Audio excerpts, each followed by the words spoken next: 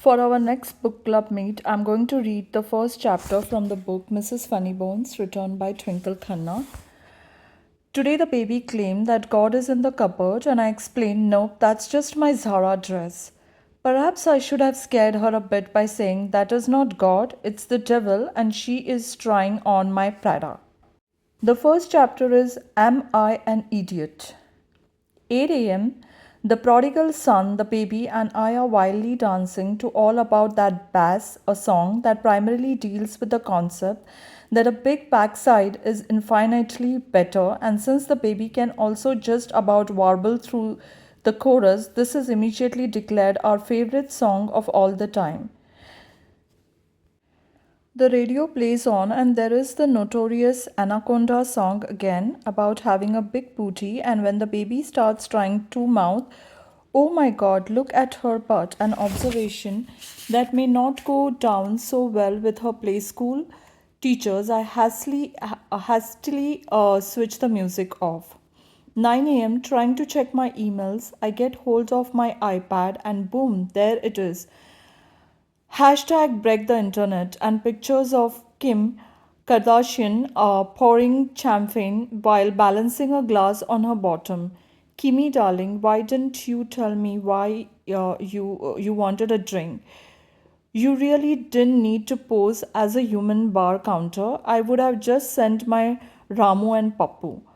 One would hold the glass, the other would pour, and you could sit and relax, use your posterior to break the sofa instead.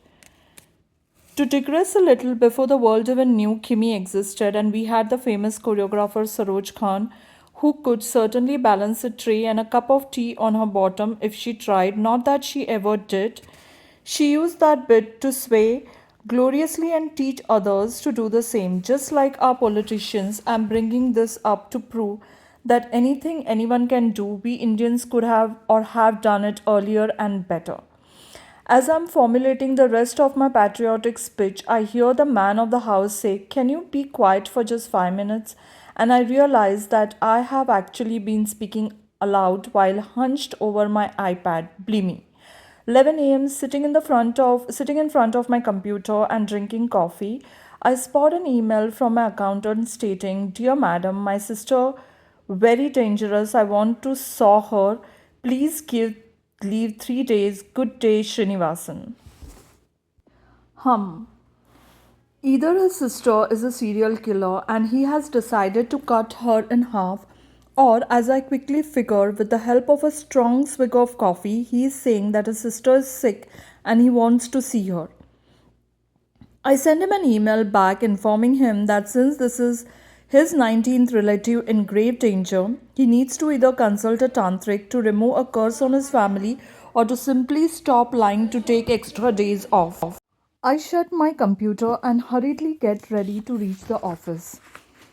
4 p.m. I'm at the store and we are launching our new collection when I notice that instead of dealing with a customer who will hopefully spend all her husband's hard earned money on my beautiful gold embossed candles, my sales girl is fast asleep at her desk. I tentatively wipe drool from the cash register and give her a sharp nudge. She yips awake and then gives me her sorry tale of being sleep deprived due to her husband's daily snorers and torturous snoring. Bleemy. 7:45 p.m. Mother has come over for a cup of tea, and as we are chatting, the prodigal son runs into the room and yells that he needs to buy a book urgently for his English assignment.